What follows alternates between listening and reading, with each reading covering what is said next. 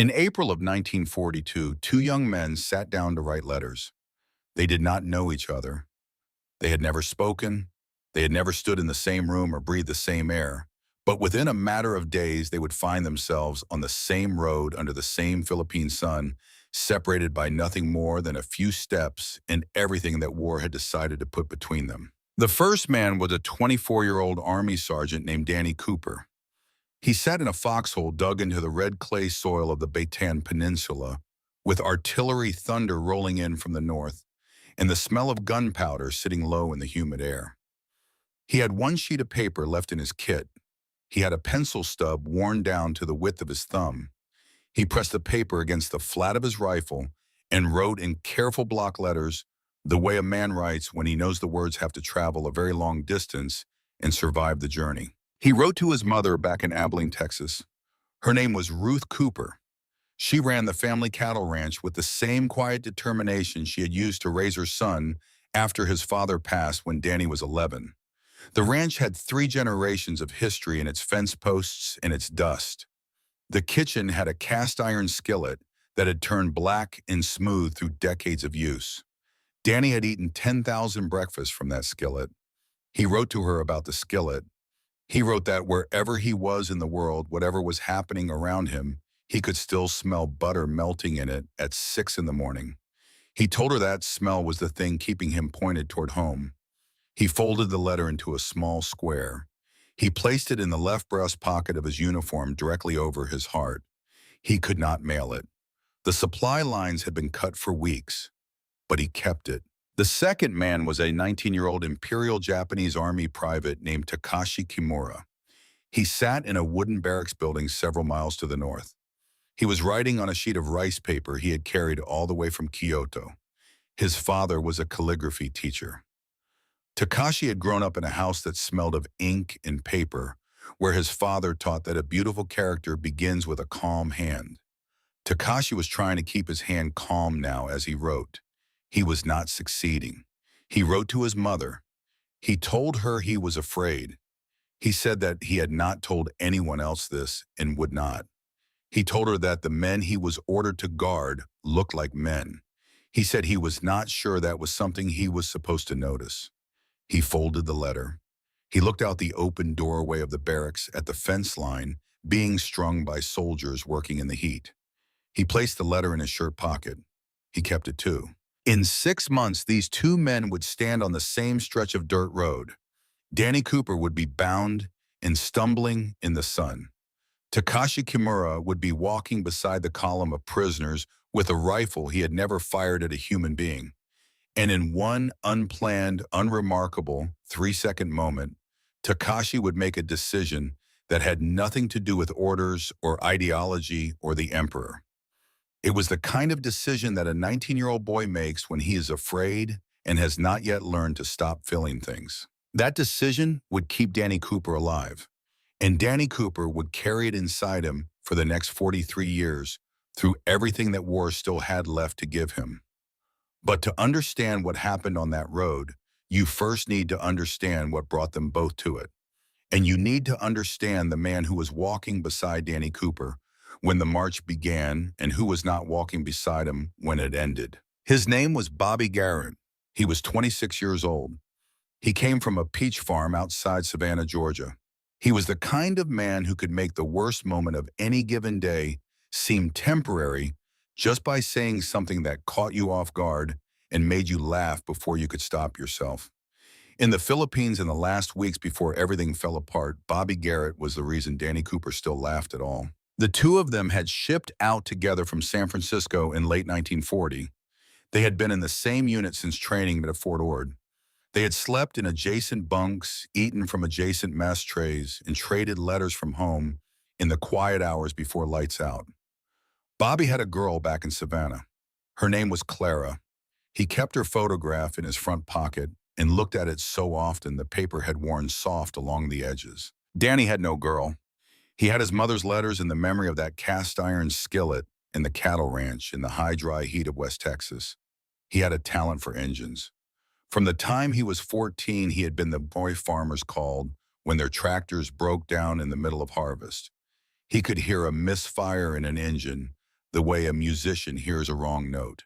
That skill had no use in combat, but it was the kind of skill that would eventually mean the difference between living and dying in ways Danny Cooper could not yet imagine. When December 1941 arrived, so did everything at once. The Japanese struck Pearl Harbor, but they did not stop there.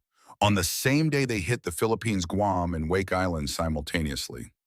General Douglas MacArthur commanded more than 70,000 troops on Luzon, roughly 10,000 Americans and 60,000 Filipinos. From the beginning, the situation was already beyond saving. Supply ships could not get through. Reinforcements were not coming. Food ran out first, then ammunition, then hope. The men retreated to the Bataan Peninsula and built their defensive line there. They fought with everything they had, which was less every day. The ration was cut once in January, again in February, again in March. By April, Danny Cooper and Bobby Garrett were surviving on fewer than 1,000 calories a day. A working man needs roughly 2,500. A soldier needs more than that. What they were getting was starvation served in a tin cup. Danny had weighed 171 pounds on the day he enlisted. By April of 1942, he did not know exactly what he weighed. He had stopped trying to estimate because the number frightened him. His belt was cinched to the last hole and still loose. His uniform hung from his shoulders like something draped over a fence post. Bobby was worse. He had always been a heavier man than Danny, broader through the chest and shoulders, the kind of frame that looked built for farm work. That frame had spent the last 4 months eating almost nothing. The dysentery had started 3 weeks before the end. It came and went, and each time it left, he was smaller than before. On April 9th, General King signed the surrender order. 70,000 men laid down their weapons. It was the largest surrender in American military history. The officers who gave the order wept. The men who received it stood in the morning heat and stared at nothing. Danny Cooper was in a clearing near the southern tip of the peninsula when the word came down. He did not hear it announced. He heard it move through the ranks the way smoke moves through a building, person to person, filling every space. He looked at Bobby. Bobby looked at him. They did not say anything. What was there to say? The Japanese guards began arriving within the hour. They came with ropes and shouting and rifles held sideways across people's chests as they herded them into lines. Danny's hands were tied behind his back with a length of cord that cut into his wrist immediately. He heard men around him being struck when they did not move fast enough. He moved fast enough. The column formed and began moving north. Nobody told them where they were going. Nobody told them how far. Nobody told them anything except to keep walking or be left behind, and the way the guards said it made clear what being left behind would mean. That was how the Bataan Death March began. Not with drums, not with ceremony, just with 70,000 men in the sun and a road that stretched north into heat, haze, and dust. The sun in the Philippines in April is not the kind of sun you argue with. It does not bake you gradually the way sun in Texas bakes you. It presses down on you like something with weight. It turns the red clay road into a surface that holds heat the way cast iron holds heat. The air above the road shimmers and bends. Men who had been on starvation rations for months were walking through that air with their hands bound and no water. Danny walked. He set a rhythm in his mind. Step and step and step. Do not look at the men who are falling. Do not think about the next hill. Think about the next step. Just the next step. Bobby walked beside him on his left. Their elbows touched every few strides, a habit they had developed without deciding to a small private signal between two men. That meant I am still here. On the first day, the signal came back every time. On the second day, it came back most of the time. On the third morning, it started coming back slower. The dysentery was tearing through Bobby from the inside. Danny could hear it in his breathing. He could see it in the way Bobby moved the slight hesitation before each step, as if he were negotiating with his own body for permission to continue. A guard struck a man 3 rows ahead of them with a rifle butt for slowing down. The sound of it carried back through the column. Bobby straightened slightly, kept walking. At midday on the third day, they passed through a stretch of road lined with sugarcane fields on both sides. The guards moved the column to the center of the road and away from the edges. A prisoner who tried to break toward the fields for water had been shot 2 days earlier. The word had moved through the column and stayed there. Bobby was shaking, not from cold, from the disease and the heat and the absence of anything solid in his body for 72 hours. Danny kept his elbow against Bobby's and kept the rhythm going. Step, step, step. Then Danny saw something on the left side of the road, a shallow depression in the red earth maybe 10 yards off the road's edge filled with muddy water from a rain 2 days before, dark with sediment, alive with whatever lived in standing water in the Philippine countryside. But water. He looked at Bobby. Bobby's eyes were half closed in the way of a man working very hard to stay conscious. Danny leaned close and said very quietly that he was going for water. 10 minutes. He would be back in 10 minutes. Bobby nodded, or something that passed for a nod. Danny waited for a gap between guards and let himself drift sideways in the column, then out of it, moving carefully toward the depression. He kept low. He filled his canteen with the filthy water and started back. But the column had moved faster than he expected in the minutes he was gone. He had to find his place again, working his way back through the mass of men, and it cost him time. 20 minutes instead of 10. When he got back to where Bobby had been, there was a gap. 2 men who had been behind Bobby were now where Bobby had been. They did not look at Danny. They looked forward, the way everyone looked forward, because looking forward was the only direction that still had anything to offer. Private Tommy Walsh was 4 rows back. Tommy was 18 years old and from Des Moines, Iowa, the youngest in the unit, a kid who looked like he should still be eating lunch in a high school cafeteria. He was small and pale and had spent most of the last 4 months trying not to get in the way. He never did anything dramatic. He observed. That was what Tommy Walsh did. He watched things with the complete and total attention of a person who has no idea yet what he is collecting all these observations for. Tommy was looking at Danny now. His eyes moved once left toward the side of the road. Danny followed his look. Bobby Garrett was lying on his back in the dirt 10 feet off the road's edge, in the shallow shade of a thicket of grass. His chest was moving. Barely. He had made it off the road on his own, which was something. His eyes were open and aimed at the sky. He was not seeing anything in particular. His lips were moving, but there was no sound. Danny crouched beside him. He pressed his hand to Bobby's face. It was hot in the way that is past hot, past the point where heat means recovery. Bobby's lips stopped moving. Danny stayed there, crouched in the dirt next to his best friend while the column continued past. His canteen was still in his hand. He had gone to get water. The water was in his hand. He had gone to get water, and while he was gone and his best friend had died. He did not think he would remember that moment clearly. He was wrong. He would remember it for the rest of his life with the kind of clarity that belongs to things that have been examined too many times to ever go soft at the edges. He would remember the heat and the sound of boots on the road and the weight of the canteen in his hand. He would remember Bobby's eyes open to the sky. He would remember that there was no moment of decision, no choice to make, because the wrong thing had already been done. He had already left. A guard shouted from the road. The column was not stopping for him. Danny stood. He put the canteen on his belt. He walked back to the road. He rejoined the column. He kept walking, because there was nothing else to do. That was Tommy Walsh's first observation of Danny Cooper. A man standing up from the dirt. A man rejoining a line of walking dead. A man carrying a weight that had nothing to do with what was in his pockets. Tommy Walsh filed that image away, and whatever part of him was already, without knowing it, becoming a writer. The column moved north through the afternoon. The sun descended from directly overhead to a cruel angle that threw long shadows off the men and the guards, both as if the road itself were stretching out ahead of them into something without an end. Danny walked. He said nothing. He looked at nothing. He set one foot in front of the other in the rhythm he had set on the first day. But the rhythm had a hollow quality to it now, like a drum without a skin. He was somewhere past the halfway point of his endurance when it happened. He felt himself beginning to go. Not fall, not yet. But the edges of his vision were going dark in the way they go dark before the world tips sideways. His legs had been numb from the knees down for hours. His hands were swollen from the cord binding his wrists. He had drunk nothing since the muddy water in the depression, and that had been hours ago in the heat. He thought this is how it ends. Not from a bullet, from stopping.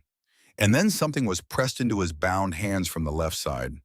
He did not understand it at first. His fingers closed around it automatically, the grip reflex of a man who has been holding things all his life and does not need his mind to tell his hands what to do. It was small, hard-skinned on the outside, fibrous when his thumbnail pressed into it. He knew the shape before he understood what it was. Sugarcane. A piece the length of his thumb, the skin already partially stripped. He looked left. A Japanese soldier was walking parallel to the column 3 feet to his left. Young, 1920 at the outside, wearing the same uniform they all wore, holding a rifle he had slung over his shoulder with one hand, looking straight ahead. Not at Danny, not at anything. The expression of a man who has just done nothing in particular and intends to go on doing nothing in particular. But the hands, Danny looked at the hands. Long fingers, slender. The kind of hands that have spent years practicing something precise. The kind of hands that know how to apply exactly the right amount of pressure to exactly the right place. The soldier did not look at Danny. He kept walking at the same pace. The expression on his face did not change. He was not looking at Danny. He was not looking at anything. In 30 seconds, he had moved past and was walking further up the column. Danny put the cane in his mouth. The sweetness hit him before he even bit down. A thin bead of juice pressed out from the fiber and touched the back of his tongue, and his body responded before his mind could process it. His stomach tightened, his mouth flooded, his hand stopped shaking. Not because of the sugar, not yet. There had not been time for the sugar to do anything physiological. But because something sweet was in his mouth, and something sweet meant that someone had placed it there, and someone placing it there meant that not everything in the world was indifferent to whether he lived or died. He kept walking. The rhythm came back, step and step and step. Bobby Garrett was dead. The canteen was on his belt. The letter was in his breast pocket. The cane was in his mouth. Danny Cooper walked north through the afternoon. He did not fall. He would later tell his son that in 43 years of carrying that day around, he only described the soldier once, not his face, not his rank, just the hands. He said they were the hands of someone who had been taught to be careful with things. He said he did not know why the boy had done it, and he had stopped trying to figure it out a long time ago. He said, "I know it is why I am here. That is all I know about it." The march lasted 9 days. Danny Cooper walked all 9 of them. He arrived at Camp O'Donnell in the last group to reach the wire, a man made of bones and determination, and not much else. The camp was already past its capacity. The guards were already indifferent. The disease that had been working through the column had arrived ahead of them and made itself comfortable. Men died every day. Some of them went quietly in the night. Some of them made noise about it. Most of them simply stopped one morning and did not start again. Danny Cooper started every morning. He was sent to Cabanatuan several weeks later, along with thousands of other survivors. The camp was larger, but the conditions were the same variety of slowly lethal. The food was thin rice gruel once or twice a day. Vitamins were a memory. Meat appeared on the rarest of occasions in amounts that only reminded the body what meat was without doing anything meaningful to address its absence. Danny did what Danny did. He looked at the broken things and he fixed them. The water pump failed 6 weeks into his time at Cabanatuan. Nobody among the guards knew how to repair it. Danny spent 15 minutes looking at the mechanism, found the broken seal, fabricated a replacement from a strip of leather belt and a piece of tin, hammered flat, and had the pump running before the end of the afternoon. After that, the guards knew who to bring things to when things stopped working. Danny became the man who kept the machinery going. It did not earn him extra food. It did not protect him from violence. But it gave him something that no amount of physical strength could have given him in that place which was a reason to stand up in the morning that had nothing to do with hope. He stood up because the machine needed tending. He stood up because the pump needed checking. He stood up because the generator made a sound on cold mornings that suggested a loose fitting, and somebody had to address it. Tommy Walsh watched this without it ever being asked. He positioned himself in the sight lines of things that were worth seeing, and he watched. He watched Danny crouch over an engine with the focused stillness of a man who has forgotten he is starving. He watched Danny exchange a repaired compass for an extra ration with a guard who was young enough to still be embarrassed about the transaction. He watched Danny keep his transactions quiet and his movements small and his mouth shut. He watched Danny survive in the way that some men survive, not through luck or strength exactly, but through a practiced attention to what is in front of them. One afternoon in August of 1942, Tommy watched Danny take out the letter. Not to read, just to hold. Just to put one hand over to the pocket where it lived and let it rest there for a moment before the hand came away and went back to whatever it had been doing. Tommy Walsh filed that away too. In October of 1942, names were called for a transfer. Danny's name was among them. Tommy Walsh's was too. 210 men were taken from Cabanatuan and marched to the port.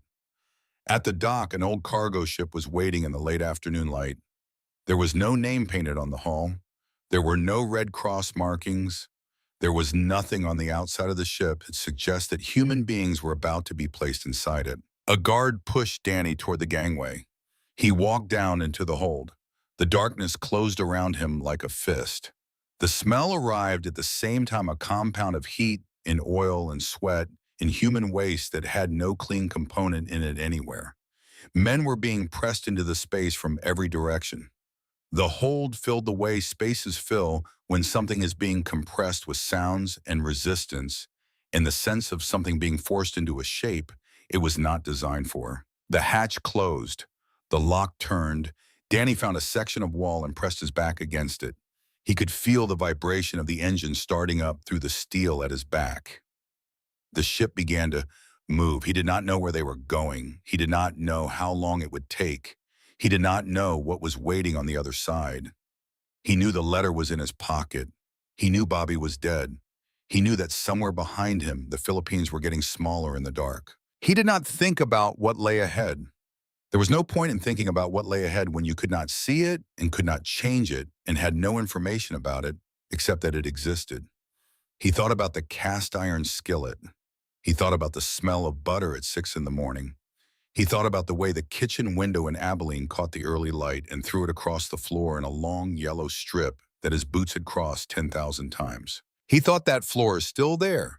That light is still there. That smell is somewhere in the world.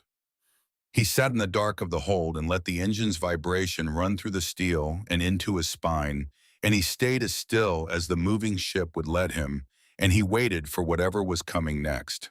But Danny Cooper did not know, sitting in that dark, that what was coming next would nearly kill him twice before it was finished. He did not know that somewhere above deck, the Pacific Ocean was already indifferent to whether anyone in that hold survived the crossing. He did not know that a torpedo was out there somewhere in the hands of someone who had no idea that 210 American prisoners were in the water it was aimed at. He only knew the dark and the engine and the sound of men breathing in a space where the air was already beginning to run low. And somewhere in that breathing dark, a few feet to his left, a man named Ed Briggs was already running a fever that neither of them knew would become the strangest and most important debt of Danny Cooper's entire life. The fever came on Ed Briggs quietly, the way serious things often come without announcement, without drama. Just a gradual heaviness that settled into him over the first 2 days and did not lift. Danny became aware of it through proximity. In the dark of the hold, with 210 men pressed into a space meant for cargo, awareness of the person next to you was not a choice. It was simply what happened when there was nowhere else for your attention to go. Ed Briggs was 42 years old from a small city in Central California, a staff sergeant with 16 years of service. Danny knew this because in the first hours in the hold, before the heat got too heavy for unnecessary conversation, Ed had offered these facts in the flat and efficient way of a man who understood that in close quarters, Basic information was a form of courtesy. After that, Ed did not talk much. He did not need to. He had the manner of someone who had learned a long time ago to save his energy for things that required it. On the third day, Danny noticed that Ed was not sitting up straight anymore.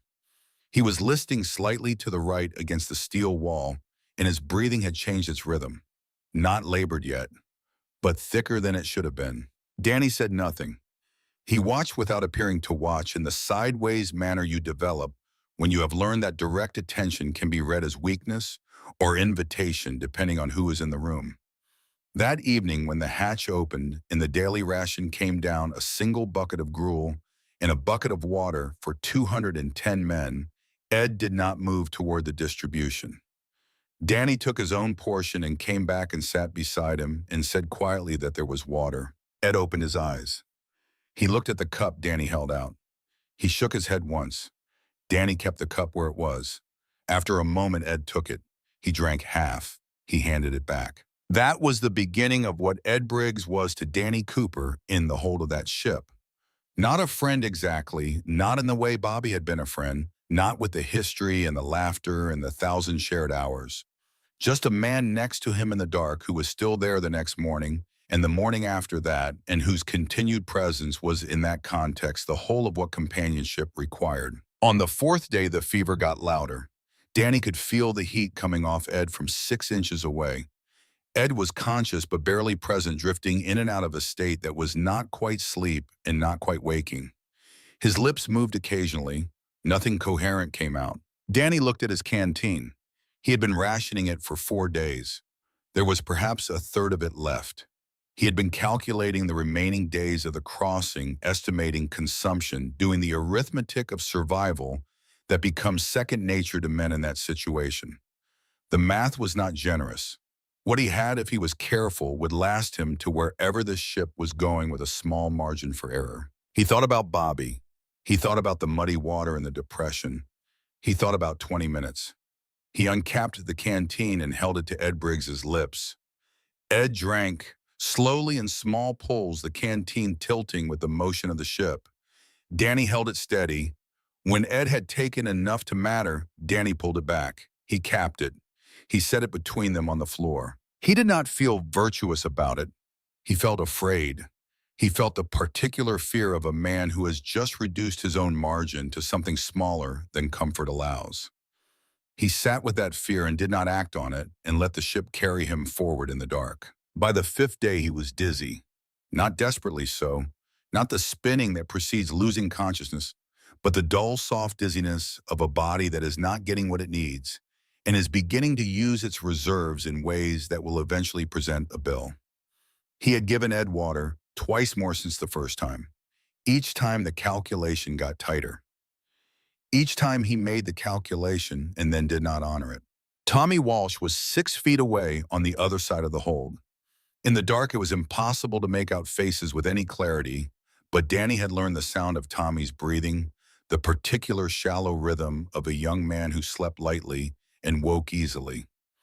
He could hear Tommy awake most nights, lying still not sleeping, but not saying anything either. Tommy knew what Danny was doing. In the dark, he could hear the soft sound of a canteen being uncapped, in the pause that followed, in the recapping. He did not say anything about it. He added it to the collection. On the 6th day at sea, sometime in the late afternoon, by Danny's imprecise reckoning, since there was no light to mark the hours, the ship changed. It was not a sound at first. It was a feeling, a deep concussive pressure that came up through the floor of the hold and through the soles of Danny's boots and into his legs and his chest. A wave of force that had no direction because it seemed to come from everywhere at once. Then the sound arrived, a tremendous low detonation that was less a bang than a physical event, a reorganization of the air itself. The ship lurched. In the hold, 210 men became 210 objects in motion thrown against walls and each other and the floor. The single bare bulb on its wire went out. Darkness became absolute. Then water. Not a flood, not immediately, but seeping fast and cold through seams in the hull that had not been seams before the metal, speaking in the way metal speaks when something has asked too much of it. Men were shouting. Not words, not at first. Just the raw sound of bodies and sudden terror. Danny had been thrown against the opposite wall. He had hit it with his shoulder, and it had not been gentle. He pushed himself upright. The floor was canting. The ship was moving in a new way, a slow, reluctant rolling tilt that meant structural damage below the waterline. He thought of Ed. He felt his way back across the tilting floor toward where Ed had been. His hands found a leg and arm, a shoulder. Ed was conscious. His hands gripped Danny's arm with more strength than Danny would have believed he had left. The hatch above burst open. Light came down in a shaft. Guards were shouting in Japanese. Men were climbing. The order was unmistakable, even without words. Up now. Danny pulled Ed toward the ladder. Ed got one foot on the first rung. His legs were not reliable. Danny got behind him and pushed from below, one hand on each boot, forcing the upward movement, rung by rung, while men pressed from all sides and the ship continued its slow lean. At the top of the ladder, Danny emerged into blinding afternoon light and salt air and chaos. The deck was crowded with men and guards, and the sound of the sea was very close and very loud. He pulled Ed up behind him and got him onto the deck. He could see the damage now. The stern of the ship was low in the water. The horizon was tilting as the ship settled. Men were going over the side, some jumping, some being pushed, some stepping off the rail into the water, with the careful deliberateness of people who have decided that the water is better than what is behind them. Ed could not swim far in his condition. Danny knew this. He also knew that the ship was going down, and that down was not a direction anyone wanted to go with it. He looked around for something to use. A section of deck planking had been torn loose by the explosion. He pulled it free. It was roughly 4 feet long and 2 feet wide, not a raft, but a surface. He wedged it against the rail. He turned to Ed. Ed Briggs was looking at him. His eyes were clearer than they had been in days. The shock of the cold air and the emergency had sharpened him, at least for the moment. He looked at Danny with the expression of a man who understands exactly what is happening and has already done the arithmetic himself. He said 2 words. Go on. Danny said nothing. He pointed at the planking. He pointed at the water. He made the meaning clear. Ed shook his head once, firmly. The way a man shakes his head who has made a decision and does not want to spend the remaining time arguing about it. The deck was at a 30-degree angle now. The water was close. Men were in it all around the ship, some swimming, some not. A guard ran past them both without looking at either. Danny grabbed Ed's arm. Ed pulled it back. And Danny Cooper, who had left Bobby Garrett for 20 minutes to find water, who had been living inside that decision for 6 months, stood on the tilting deck of a sinking ship and made a different kind of calculation than he was used to making. He could not carry Ed. He knew this. Ed had made the decision Ed had made, and the decision was based on a realistic assessment of Ed's ability to survive in open water in his condition. And Ed was right about the assessment. The sea was cold, and Ed was burning with fever, and Danny could not hold them both up. He let go. He went over the rail. The water hit him like a physical argument, cold and sudden and complete. He came up gasping and turned to look at the ship. Ed Briggs was at the rail. He was not jumping. He was standing at the rail and looking down at the water and at Danny. Then he reached down and picked up the piece of deck planking. He held it out over the rail and let it drop. It hit the water 6 feet from Danny. Danny grabbed it. The ship went down 40 minutes later. Danny Cooper floated on a piece of torn deck planking in the Philippine Sea, watching it go, holding the edge of the wood with both hands while the water moved and the sky moved, and he tried to understand what had just happened. The planking kept him on the surface. Ed Briggs had done that. Ed Briggs, who could not swim 20 yards in his condition, had found enough left in him to get the one thing Danny needed and put it in the water. The one thing Danny had given was water.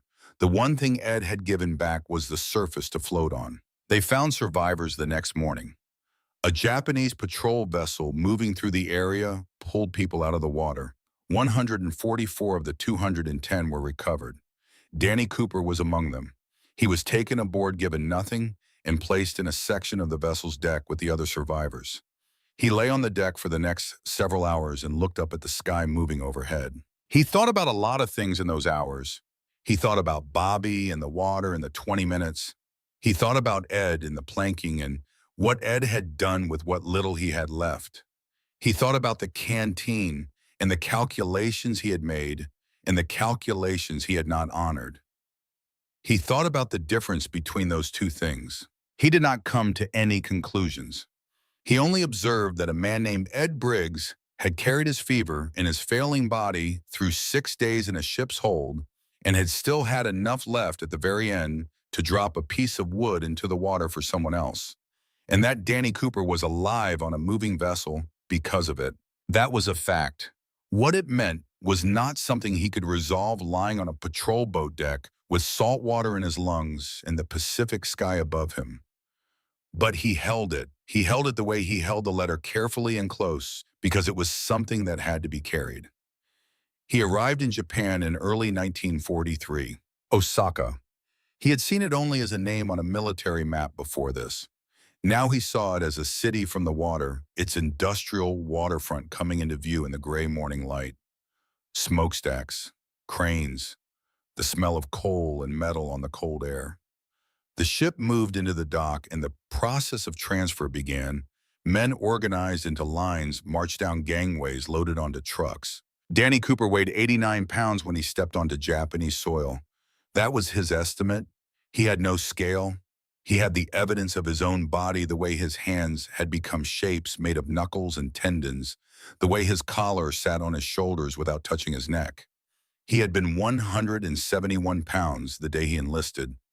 He had been losing roughly a pound a week for the better part of a year. The arithmetic of that was in his body for anyone with eyes to read. The truck took them south through the city and then out of it into a flat stretch of land where industrial buildings and housing competed for the same ground without either winning. The camp was enclosed by wire on a flat lot adjacent to a steel mill. The mill ran 24 hours, and the sound of it reached the camp constantly, a deep mechanical breathing that never stopped. You stopped hearing it after 2 weeks the way you stop hearing a clock after 2 weeks. But Danny could feel it in the first days as something alive, something massive, a sound that belonged to the bones of the place. The camp held roughly 160 prisoners from several allied nations. Americans, Australians, British. They had all arrived before Danny's group, and they had all been there long enough to have learned the geography of the place, which guards were, what was safe and what was not, how to move through the days without creating reasons for things to happen. Danny settled into it with the same practiced attention he had brought to Cabana Tuan. He looked at the broken things. He fixed what could be fixed. The camp generator had a problem in its fuel line that had been causing it to run rough for months. Danny identified the problem in an afternoon and addressed it before anyone formally asked him to. After that, the guards knew who he was in the specific way that made him useful without making him visible, which was the best possible position to occupy in a place like this. The man who ran the camp was a 38-year-old sergeant named Goro Tanaka. He was not the kind of presence you missed. He was there in the way that weather is there, not dramatic, not announced, just a condition of the environment that determined what everything else could and could not do. He did not strike prisoners himself. He did not need to. He operated through the machinery of regulation and paperwork with the precision of a man who had spent 16 years learning exactly where pressure could be applied without leaving marks that would be difficult to explain. Danny watched Tanaka for 2 weeks before he understood the full shape of what he was dealing with. Tanaka cut the ration of a prisoner who had failed to meet his daily labor quota by citing a regulation that Danny looked up later in the camp's posted rules and found to be technically accurate, applied in a way that bore no relationship to the spirit of any rule ever written. Tanaka filed a report recommending transfer to a heavier labor camp for a prisoner with documented lung disease, citing the man's failure to perform at standard, knowing and perhaps not caring that transfer to a heavier camp in that man's condition was functionally a death sentence administered by paperwork. He conducted inspections of living quarters at arbitrary hours and cited violations of regulations that no one had been informed existed, which gave him the ability to reduce privileges that were already so reduced as to be nearly theoretical. Danny watched this and said nothing because there was nothing to say. You do not argue with weather. 3 weeks after his arrival, Danny Cooper stood in the morning line to receive the daily ration. The line moved slowly. The guard at the end of it with the clipboard moved through the men with the bored efficiency of someone who has performed the same task enough times to have stopped seeing it. Danny moved up in the line. He kept his eyes down in the habitual posture he had learned over a year of captivity. The way you hold your body when looking up is a risk and looking down costs nothing. He was 6 men from the front when he looked up. He did not plan to look up. He had not decided to. His eyes simply went up the way eyes go up when something in the peripheral field changes some small shift in the quality of light or movement that the brain registers before the conscious mind catches up. He was looking at the guard's hands. The clipboard was being held at waist level. The proportion was wrong for a soldier, too careful at the knuckle. The spacing between the fingers when they rested on the clipboard was the spacing of someone who had been taught that how you hold a thing reflects what you think of it. He had seen hands like that once. He had felt them once in a fraction of a second on a road in the Philippines, pressing something small and sweet into his palm. His mind went very still. Danny went completely still inside. He moved forward in the line. The guard did not look up from the clipboard as each man passed. Danny received his ration. His bowl was placed in his hands. He walked away from the line in the direction of his barracks. He sat down with his bowl. He did not eat. He sat and looked at the ground in front of him and let the information settle in his body the way cold water settles after you drink it, reaching everything, touching the deepest parts before the temperature normalizes. The guard was the soldier from the road. He was certain of this, the way you are certain of things that have been living inside you for long enough to have become structural.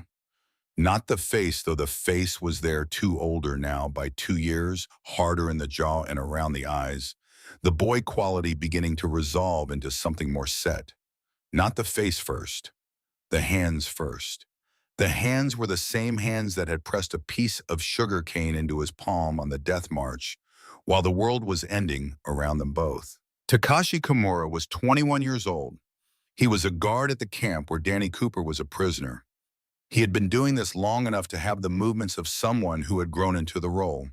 He held the clipboard with authority. He moved with the economy of a man who knew where he was and what his function was. He was not a boy anymore in any of the visible ways. He had not recognized Danny. There was no particular reason he should have. The Danny Cooper he had seen on the road was a different physical object than the man sitting in the yard of this camp. The man on the road had been starving but recently. The man here had been starving for a year and a half, and a year and a half of that process changes a face in ways that go beyond weight. Tommy Walsh was sitting nearby.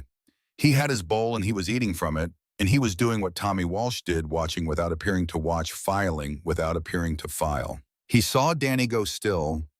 He saw Danny's eyes track to the guard and stay there for a moment too long before coming back down to the ground. He watched Danny sit without eating, which was not something Danny Cooper did. Eating whatever was in the bowl immediately and completely was one of the few inviolable habits of captivity. Tommy looked at the guard. He looked at Danny. He looked at the guard again. He could not know what Danny knew, but he knew the shape of a man sitting with a discovery, and he added that shape to the collection. Danny ate his ration, slowly because his hands were not entirely steady.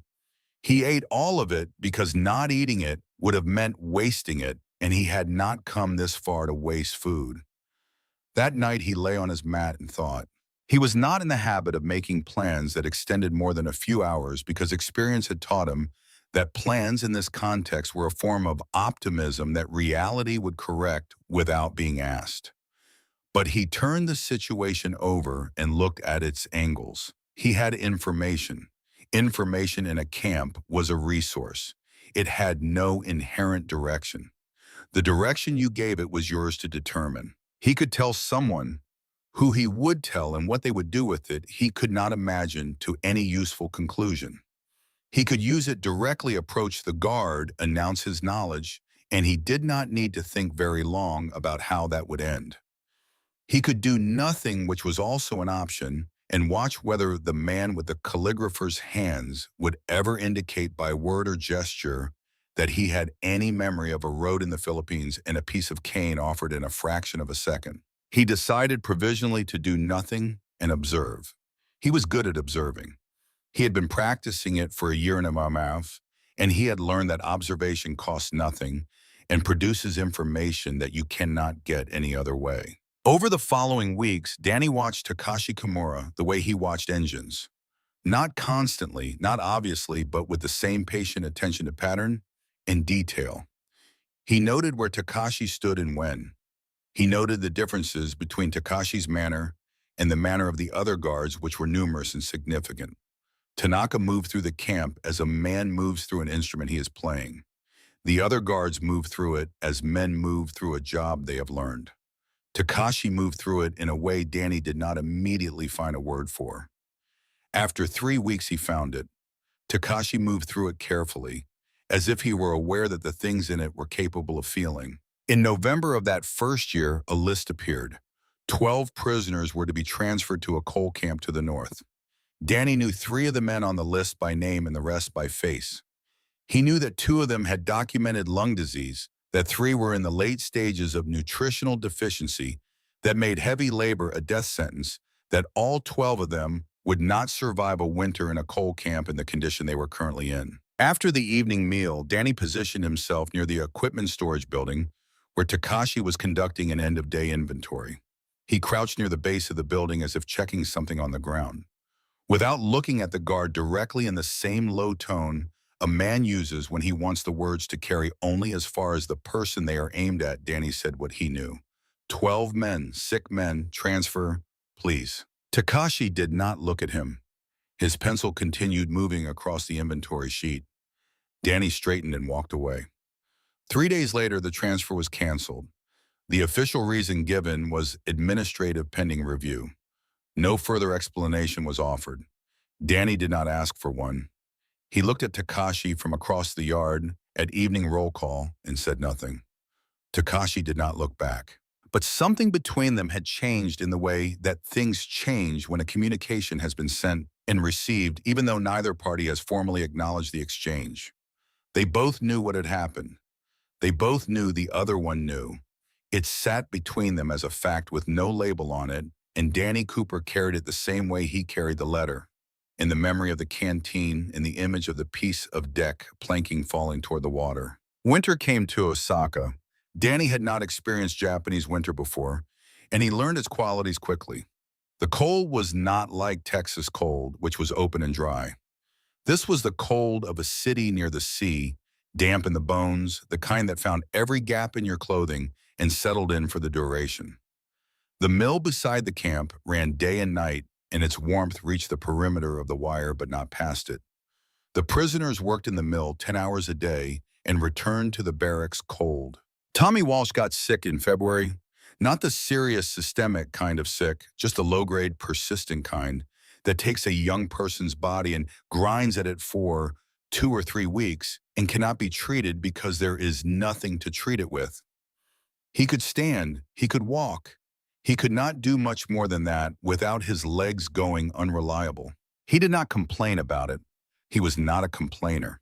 He sat in his corner of the barracks and held himself together with the particular quiet determination of a person who is refusing to give the illness the satisfaction of being noticed.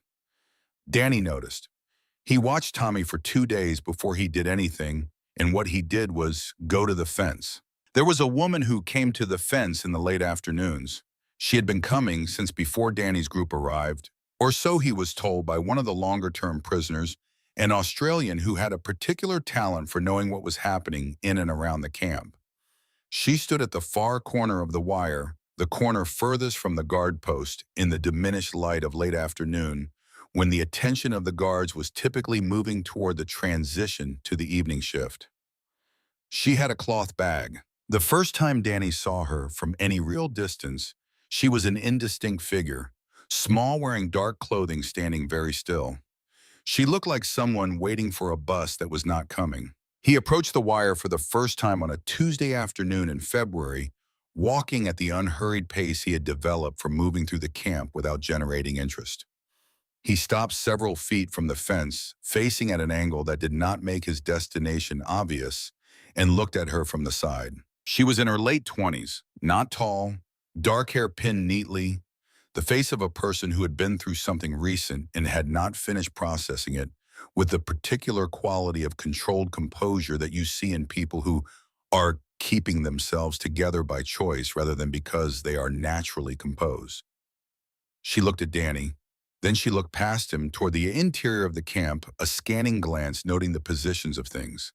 Then she looked at him again. He did not speak Japanese well enough for a real conversation. He had a few dozen words gathered from observation and necessity. He pointed at Tommy's general direction across the yard. He made a gesture that indicated someone sitting and struggling. He put one hand flat against his own forehead, indicating fever. She watched his hands while he did this with the attentiveness of someone reading something. Then she reached into the cloth bag and removed a small folded paper packet. She pushed it through a gap in the wire at ground level and then stood back. Danny crouched and took it. He turned to look at her. She was already demonstrating with her own fingers 3 taps on one side, then the motion of a hand tilting a container. 3 measures of dried herb to a certain amount of water. He understood her. He nodded. She nodded. He walked back into the camp. Her name he would learn later, and with difficulty, was Setsuko. Beyond that, he knew nothing about her for months except what he could observe, which was that she came when she could brought what she had and asked for nothing. Tommy Walsh's fever broke after 8 days. Another prisoner with intestinal illness recovered more fully in 3 weeks than he had in the previous 2 months. Word moved through the camp the way useful information moves in closed places, person to person quietly, with none of the official channels involved. Tanaka knew about her. Danny assumed this. Tanaka knew about everything in and adjacent to his camp. The fact that she continued to come meant either that Tanaka had calculated that her presence was not worth the paperwork of ending it, or that someone had interceded on her behalf in a way that left no direct trace. Danny did not ask which. He took what she brought when it was needed and was grateful in the inarticulate way of a person who has learned that gratitude, like everything else in this context, needs to be kept small and quiet and away from official notice. One afternoon toward the end of winter, Danny was walking the perimeter of the yard and passed close to the section of fence where Takashi was standing at the end of his shift. Neither of them slowed. Neither of them made any gesture that could be read by anyone watching. But Danny, passing within 3 feet, said in the lowest possible register, without moving his mouth more than was necessary to form the words, "I remember the road." He did not know why he said it. He had not planned to say it. It came out the way the canteen had come out, not from a decision, but from something below decisions. Takashi did not respond, did not turn, did not change his posture by any degree that was visible. But that night, the fuel allocation for the camp stoves was documented at a slightly higher figure than the previous week in Takashi's handwriting, with no annotation explaining the discrepancy. It was warm enough in the barracks that night to sleep without waking up cold every hour. Danny lay on his mat and stared at the ceiling and understood that something had happened and that what had happened was not finished, and that whatever it was going to become when it was finished was something neither of them had any way to predict yet. He reached into his breast pocket and touched the edge of his mother's letter without taking it out. The mill ran all night. The sound of it moved through the walls and became part of the dark. The spring of 1945 arrived in Osaka like something that had not been told the war was still happening. The plum trees along the road outside the camp's western fence bloomed in the second week of March. Small white flowers on bare branches. The kind of quiet, beautiful thing that seems obscene in proximity to wire and watchtowers.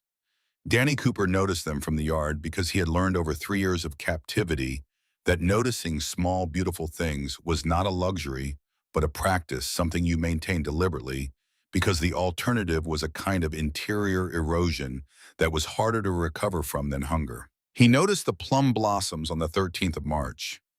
That night, 522 B-29 bombers flew over Osaka. Danny was awake when the sound began. It started as something felt rather than heard, a deep subauditory vibration that came up through the ground and through the floor of the barracks and into the bones before the ears made sense of it. Then the sound organized itself into the unmistakable multiple engine roar of a large formation flying low. Lower than normal, they were coming in under the cloud ceiling, which was something the prisoners had not seen before. Then the western sky turned red. Not orange, not yellow. Red, the specific dark red of something very large, burning at a distance. A color that has no peaceful equivalent anywhere in ordinary life. It filled the horizon from north to south and threw a diffuse, ruddy light across the camp that made familiar shapes strange. The wire cast double shadows. The watchtower stood against the redness like a cutout silhouette. Danny stood in the doorway of the barracks with the others and watched. He felt something he was ashamed of feeling. A lifting. A bright, fierce internal response to the sight of American ordnance falling on Japanese soil. The first concrete physical evidence in 3 years that his country was not only still fighting, but was here over his head, capable of this. He felt that, and he let himself feel it for a moment, because he was human and exhausted, and it had been a very long time. Then he looked at the red horizon and thought about what was under it. Not soldiers, not industry. Osaka was a city. It was dense and wooden, and it was March, and the wind was up, and what was happening under that red sky was happening to buildings where people lived, to streets where children had been put to bed hours before. He did not know how many. He could not calculate it from where he was standing. He only knew that the red was very wide and very bright and had been burning for a long time. He went back inside and lay down and did not sleep. Setsuko did not come to the fence the next afternoon, or the afternoon after that, or the afternoon after that. On the fourth afternoon, Danny positioned himself near the fence corner at the usual hour and waited. The plum blossoms were still on the trees. The western sky was ordinary blue, now nothing in it that remembered what it had held 4 nights before. She did not come. On the 5th day she came. She was standing at the fence corner when Danny crossed the yard in the late afternoon light. He had learned her usual posture well enough that he noticed the difference immediately. She was standing the same way in the external sense, same position, same cloth bag, in the same hand. But something in the quality of the stillness was different. It was the stillness of a person who has recently been through something that has rearranged their interior and is now maintaining the exterior through an act of sustained will. He walked to the fence slowly and stopped at his usual distance. She looked at him. Her face was composed, not calm, composed, which is what the face does when it has decided to hold itself together because the alternative is not available right now. He waited. She spoke. Not the usual indication of symptoms, not the usual demonstration of preparation. She spoke in the deliberate way of someone who has been rehearsing what they need to say and is now delivering it with the care of a person who understands that the words have to be in a language not their own and still have to carry everything. She said, "My husband, Iwo Jima, February." She said it the way you say a fact that has stopped being new but has not stopped being true. She held up one finger and pointed it at the ground. She said, "My daughter, 8 months old, March." She pointed toward the sky, toward the west, toward where the sky had been red 4 nights before. She said, "American bombs." Danny Cooper did not move. He stood at the fence and understood what she was telling him with the full weight of it, not the abstracted information of a news report, but the specific human content of it. A husband dead on an island that American Marines had taken at terrible cost. An infant daughter dead under American fire from American planes, from American factories, built by American workers. And this woman who had lost both of those things within weeks of each other was standing at the fence of a prisoner of war camp with a cloth bag of medicine for American soldiers. She was not finished. She looked down at the bag in her hand and then back up at him. She said the next sentence, slowly finding each word separately, placing each one with the care of someone building something that has to hold weight. She said, "If I hate you, I become nothing." Hana would not want her mother to become nothing. The name Hana was the first word of Japanese she had offered him that was not instruction or identification. It was the most personal word in the sentence. It was the name of the person who was the reason she was standing here. Danny Cooper looked at this woman across the fence and had no words in any language for what was in him. He had been in the presence of courage many times over 3 years. He had seen men do brave things in the straightforward way of people acting under immediate pressure, the kind of courage that is closer to reflex than decision. This was a different thing. This was the courage of a person who had looked at the full inventory of what they had been given reason to become and had chosen to become something else. He tried twice to find something to say, and both times the thing he found was inadequate, and he let it go. Finally, he said in his limited Japanese, badly pronounced and grammatically approximate, but carrying what it needed to carry, "I am sorry." 2 words. Not on behalf of his country, not on behalf of policy or strategy, or the men who had decided where the bombs fell. Just the 2 words a human being says to another human being when they are standing in front of a grief they cannot fix and will not pretend away. She looked at him for a moment. Then she nodded once, the single nod of someone accepting something that is being offered in good faith, even if it is not enough, and nothing will ever be enough. She pushed the bag through the gap in the fence. He took it. She turned and walked away. Along the road, a small figure in dark clothing, getting smaller, carrying what she carried. Tommy Walsh had been standing inside the barracks doorway, not visible from the fence, watching. He had watched the whole exchange without hearing any of it. He had watched the way Danny stood. He had watched the way the woman spoke, the pauses between words, the gestures. He had watched Danny go still in the way Danny went still when something was reaching him. He went back to his mat and sat there for a long time. He did not know yet what he would do with any of this. He was 20 years old and a prisoner of war and had no particular reason to believe he would ever be in a position to do anything with any of the things he was collecting. But the habit was established now, and he could not stop it even if he had wanted to, which he did not.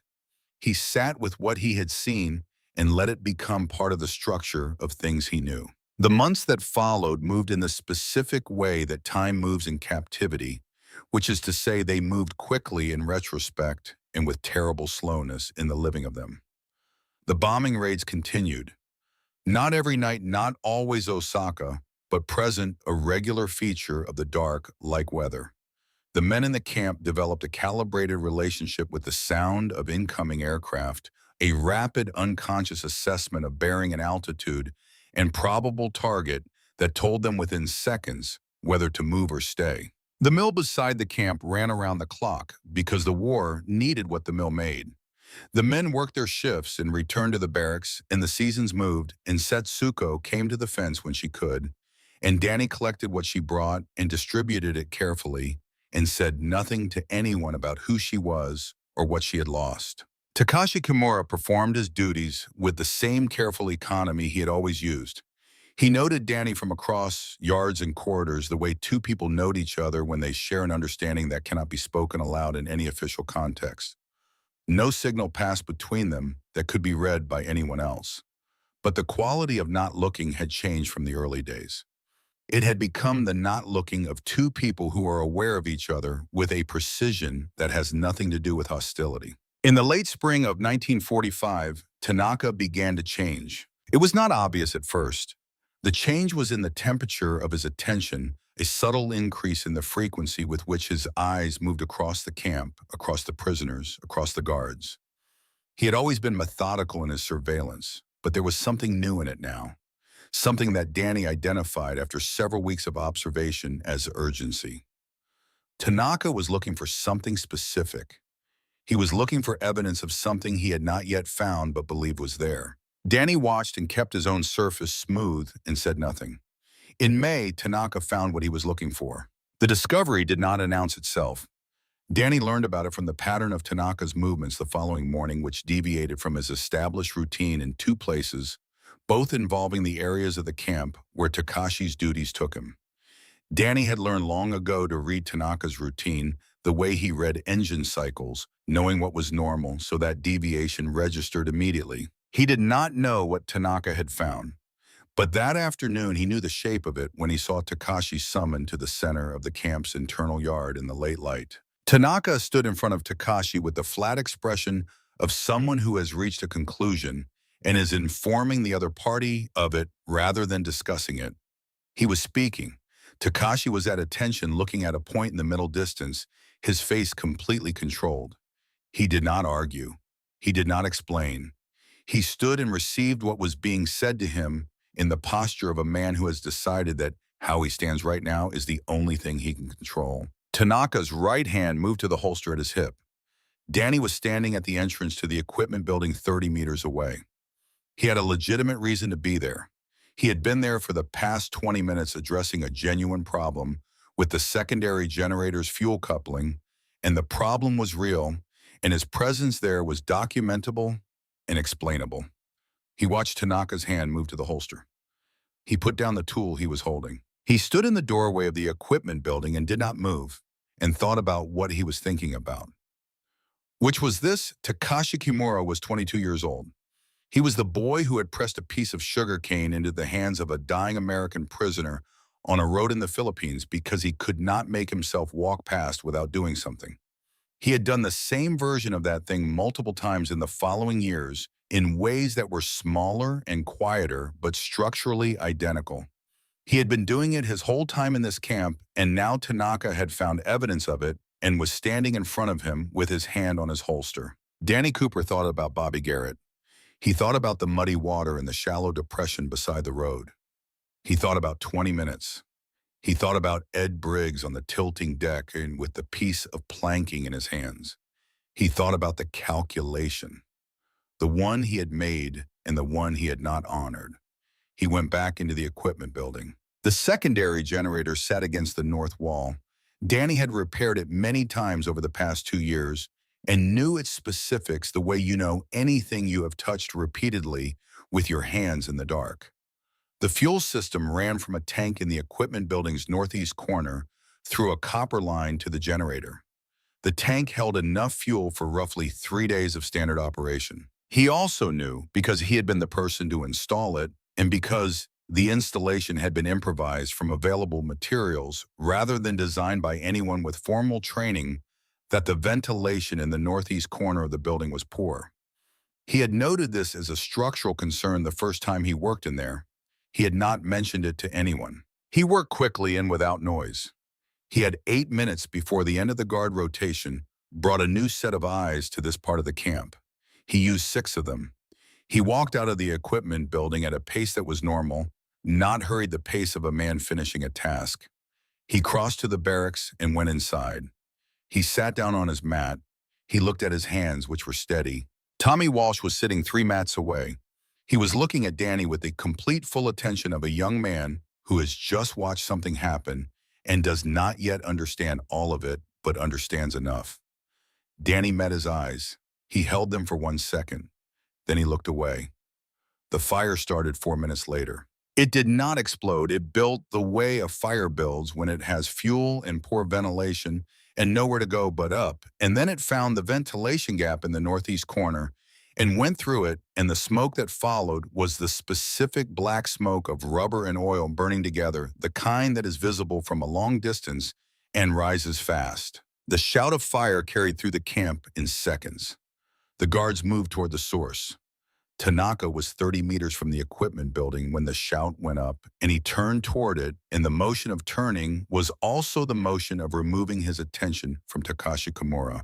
And by the time the situation at the equipment building had been assessed and the fire contained, which took 25 minutes because the fire suppression equipment in the camp was inadequate, and old Takashi Kimura was at the far side of the camp, performing the inventory check that was his documented end-of-shift responsibility. Tanaka questioned Danny the next morning. He sat across a table from him in the small office and asked about the fire and the methodical way he conducted all of his official business, working through the facts from the outside and looking for the gap between what could be proven and what he suspected.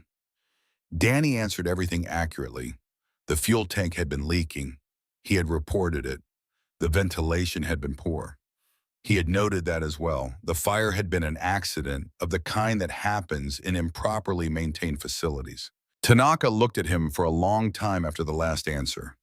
Danny looked back at him with the expression he had developed over 3 years for situations that required him to be entirely present and entirely unreadable at the same time. Tanaka did not have enough.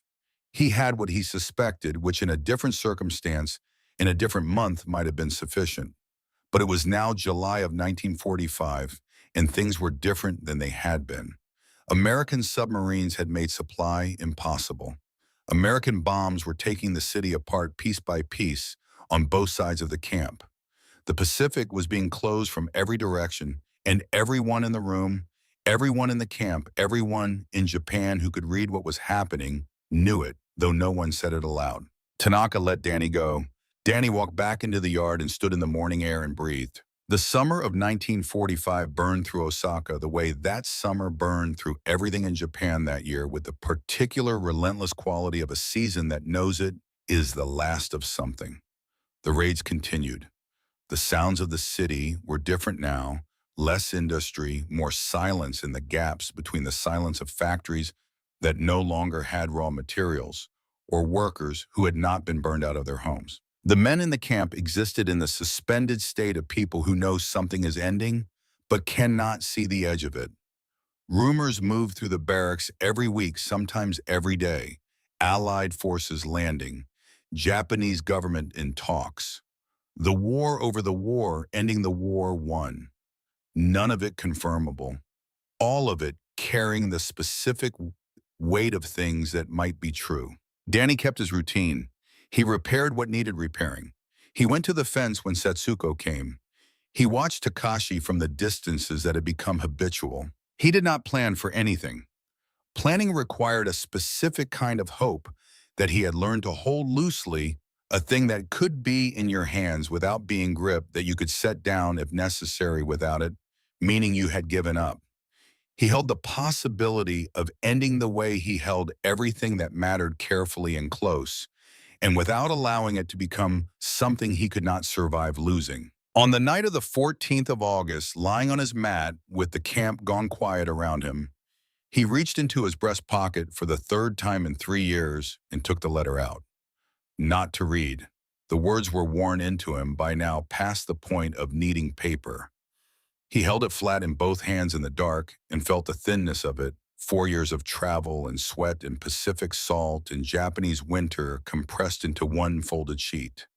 His mother had written it at the kitchen table in Abilene with a pencil stub on a lined page, and it had outlasted a surrender and a march and a sinking ship and 1,000 nights in wire, and it was still here, and so was he. He folded it back the way it had been folded since 1941. He put it in his pocket. He put his hand over it once. Then he lay still and waited for whatever was going to happen next. On the 14th of August, the guards were different. Not their faces. Their faces were the same faces that had been there for 2.5 years.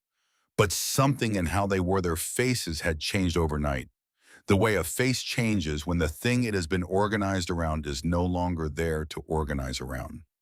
Some of them stood in their positions and did their duties with the mechanical quality of men doing things, because the alternative is to stop doing things, and they do not know yet how to stop. Some of them moved in small clusters, speaking in low, urgent voices, stopping when prisoners came near. Danny watched this from the morning meal. He ate his ration and watched and let what he was seeing become information, and then let the information sit without pushing it toward a conclusion it was not ready for. At midday, Tanaka did not appear for the standard inspection. In 3 years, Danny had seen Tanaka miss a standard inspection twice. Once because a report had been requested by headquarters with a 2-hour turnaround. Once because of a medical issue that lasted 4 days and was not discussed. Outside of those 2 instances, Tanaka ran inspections at the times they were scheduled to run, because the running of scheduled things was the armature of his existence, and removing it would have been equivalent to removing something structural. Tanaka was not at midday inspection. Tommy Walsh sat beside Danny in the afternoon. He did not say anything. He sat with his hands around his knees, looking at the gate on the east side of the camp. After a while, he said quietly that he thought it was today. He did not specify what today was. He did not need to. Danny said nothing. He looked at the gate too. What came instead of the end they were imagining was the dark. At 2 in the morning, the camp was quiet in the way that places are quiet when the usual sounds have stopped, and the silence has taken on a different quality than simple absence of noise. Danny was not asleep. He had not been able to sleep since midnight. He lay on his mat and listened to the camp breathe and thought about nothing in particular, which was itself a practice, the deliberate emptying of the mind that you learn when the mind contains things that will prevent sleep if allowed to run. The knock came at this barracks wall. 3 knocks, a pause, then 2. Danny was at the door in 4 seconds. Takashi Kimura stood in the narrow strip of shadow between the barracks and the fence, not in uniform, in the official sense wearing the uniform, but without rank insignia, without the belt and holster. He was standing very still in the way of someone who has committed to a course of action that cannot be undone and is now simply moving through it. He looked at Danny. He spoke in Japanese that Danny's 3 years of collected vocabulary could follow well enough for the content to be clear. He said Japan surrendered today. He said Tanaka has an order. The order is to kill the prisoners before the Americans arrive. He said the order will be carried out at dawn. Danny looked at him. Takashi said, I cannot stop it. I can only tell you.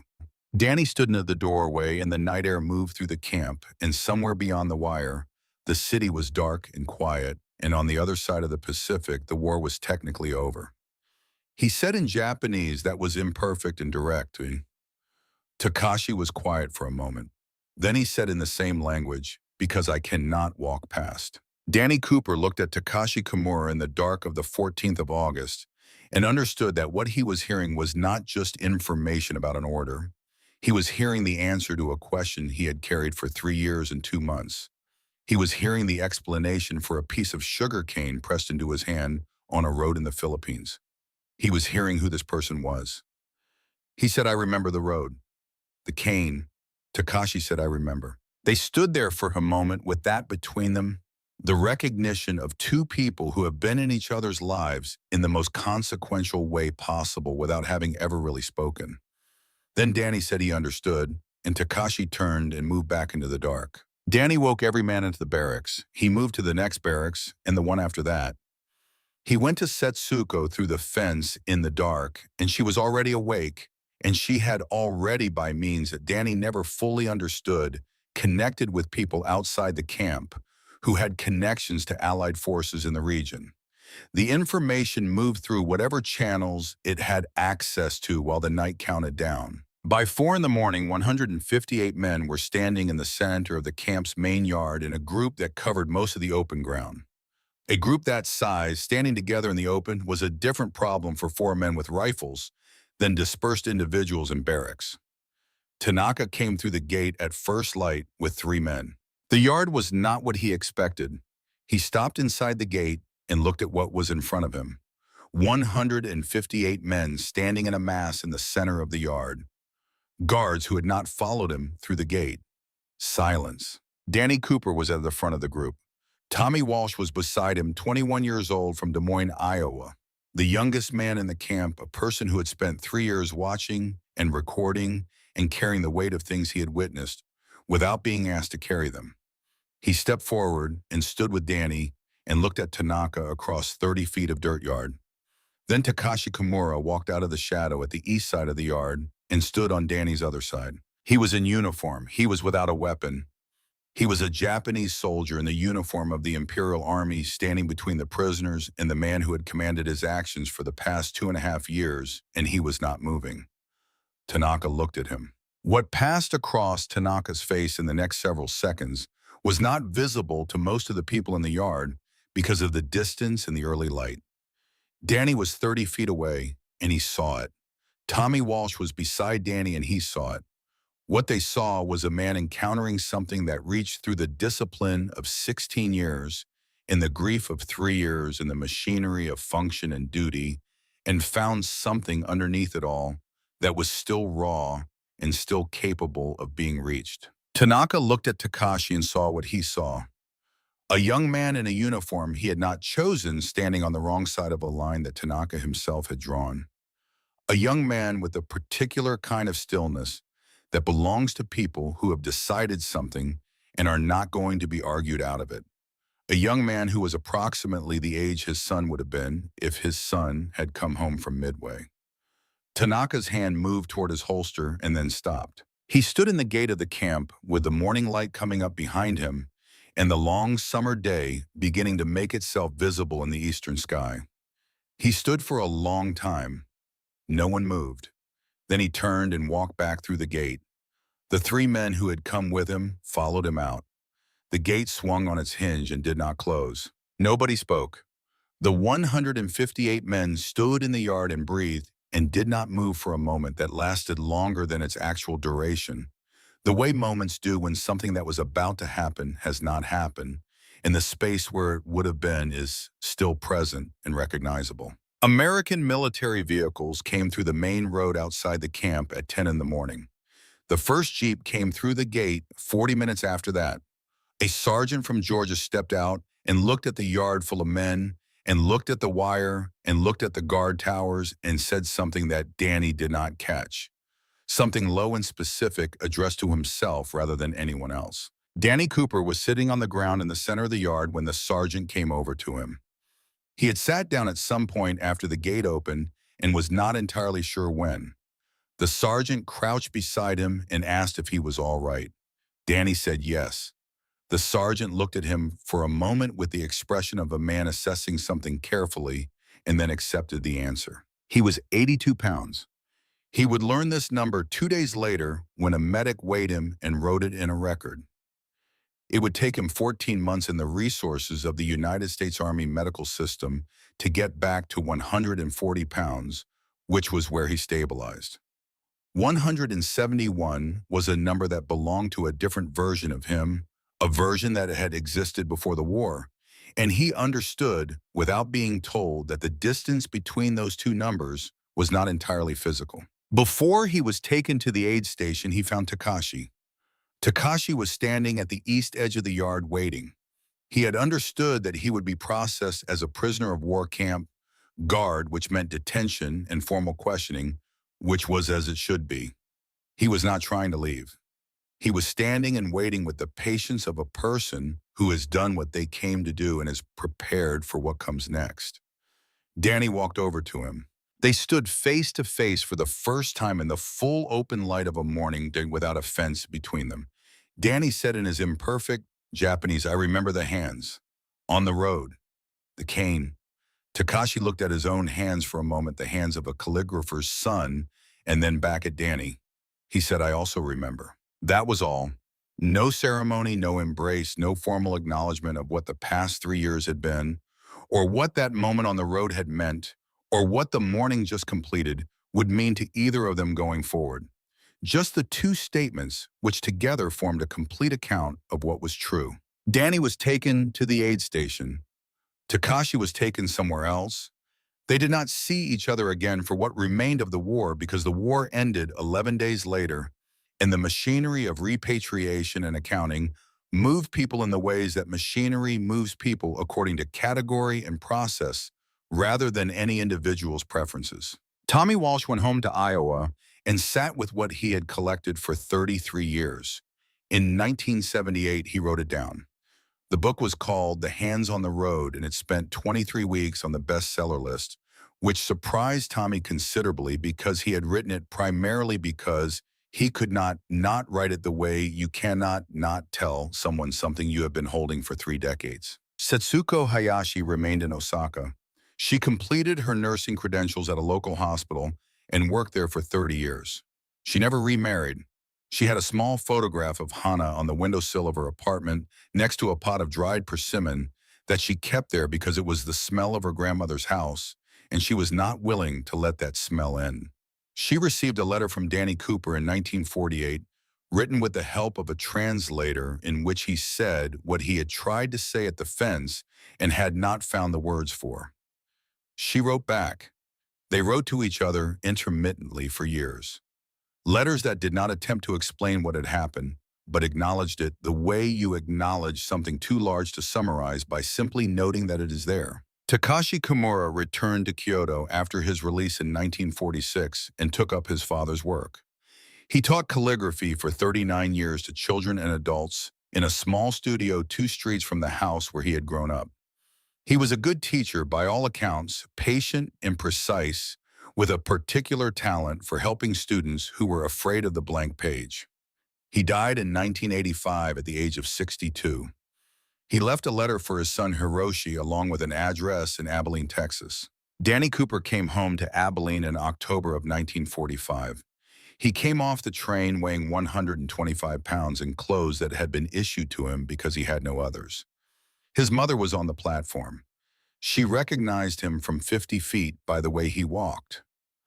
Not by his face, because the face was different now in ways that she did not say anything about then or at any later time.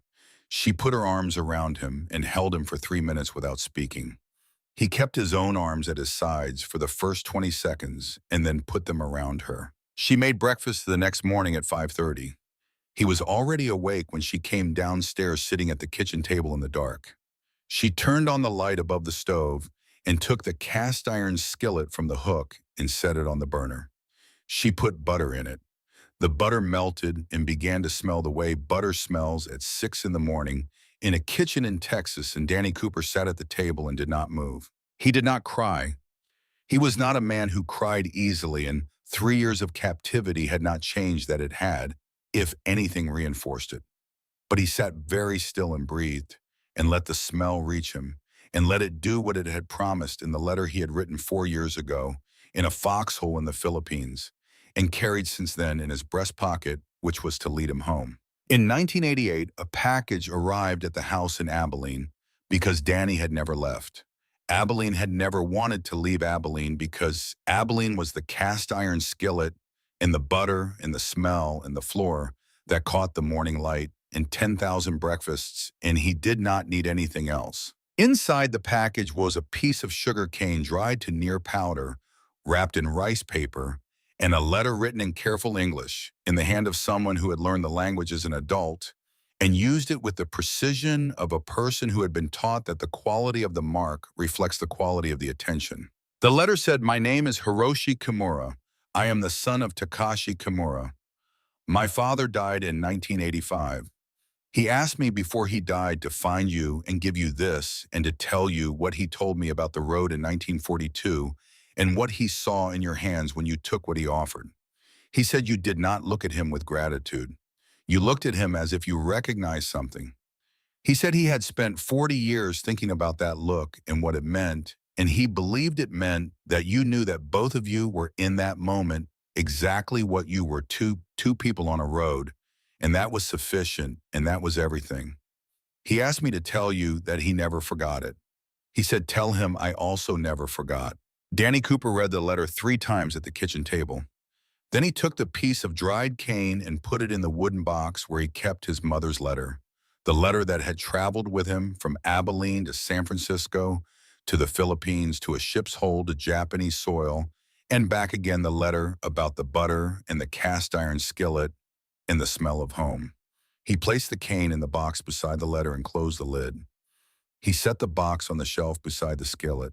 He stood in his kitchen in the morning light for a while without moving, looking at the shelf, looking at the 2 things on it that had lasted longer than the war, and longer than the distance, and longer than the silence between people who have been through something together and never had the language to say so directly. Then he put on his boots and went outside to tend to what needed tending, because that was what you did in the morning, and it was a good morning, and the work was there, and he was still here to do it.